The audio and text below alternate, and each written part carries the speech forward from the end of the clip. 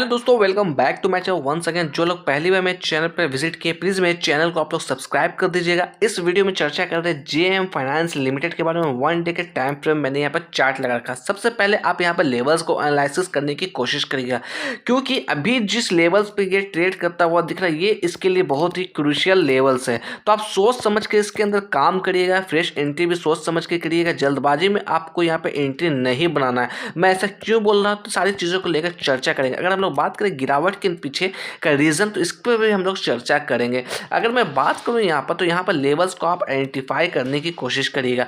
ये जो लेवल्स है, ये इसके लिए क्रूशियल लेवल निकलता हुआ आ रहा है, जिसकी वैल्यू तकरीबन 124 के आसपास आती हुई दिख रही। अगर इस लेवल्स को ब्रेक डाउन देता है तो आपको सिंपली अवेयर हो जाना है। मैं ऐसा क्यों कह रहा हूँ, इसे भी मैं बताने की कोशिश करूंगा।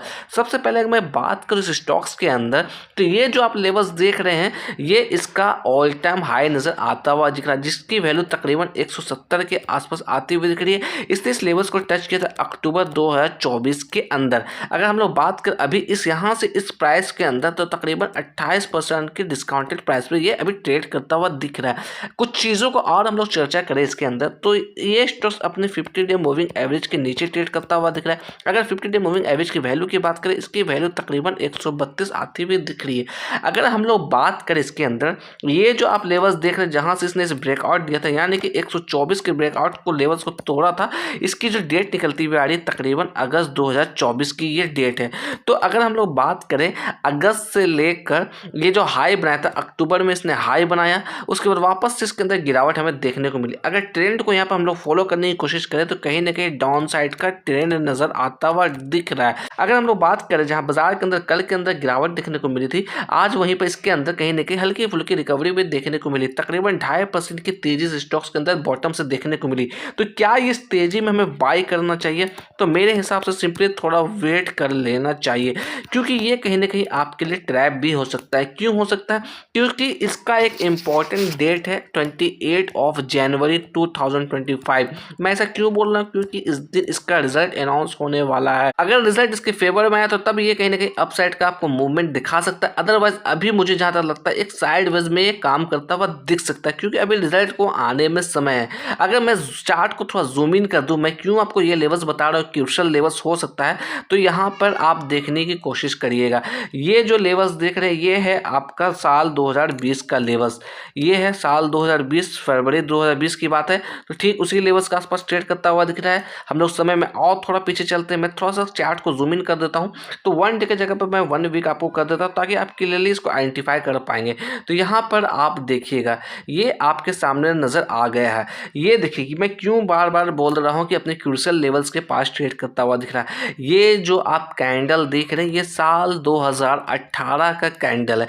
इसी लेवल्स के नीचे इसने ब्रेकडाउन दिया था। इसके नीचे इतनी गिरावट देखने को मिली, इसने तकरीबन 68 रुपए के लेवल्स को भी टच किया। ये जो मैं बॉटम बता रहा हूँ, साल 2018 का ही बता रहा हूँ।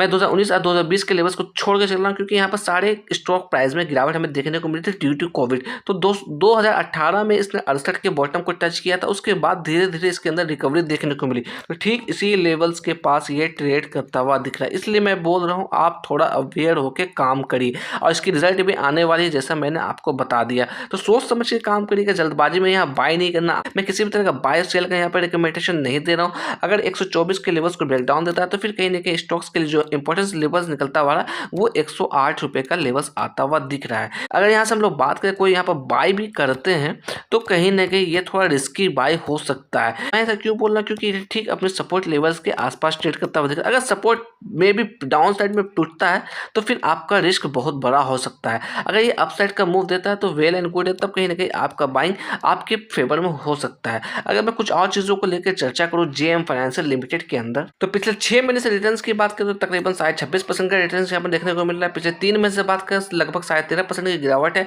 पिछले 1 महीने से बात करें, लगभग 11% की गिरावट देखने देखने को मिल रही है। पिछले एक हफ्ते से बात करें तकरीबन 4% की गिरावट देखने को मिली। अगर मैं बात करूँ इसके अंदर डिविडेंड को लेकर, तो डिविडेंड कुछ खास आपको नजर नहीं आता हुआ दिखेगा। साल 2024 में जहाँ ₹2 प्रति शेयर के हिसाब से डिविडेंड दिया था, उसके पहले हम लोग बात करें तो कुछ खास डिविडेंड आपको यहाँ पर नजर नहीं आता हुआ दिखेगा। इसके अंदर अगर हम लोग फोरकास्ट एंड रेटिंग्स की बात करें तो देखिए किसी भी एक्सपर्ट ने इसे अभी तक कवर नहीं किया है। अगर मैं बात करूँ इसके अंदर शेयर होल्डिंग पैटर्न्स के अंदर म्यूचुअल फंड की होल्डिंग के बारे में, तो म्यूचुअल फंड की इन्वेस्टमेंट यहाँ पर तकरीबन 60.5% की नजर आती हुई दिख रही है, और रिटेलर्स की बात करें तकरीबन 19.5% की हिस्सेदारी यहाँ पर नजर आती हुई दिख रही है।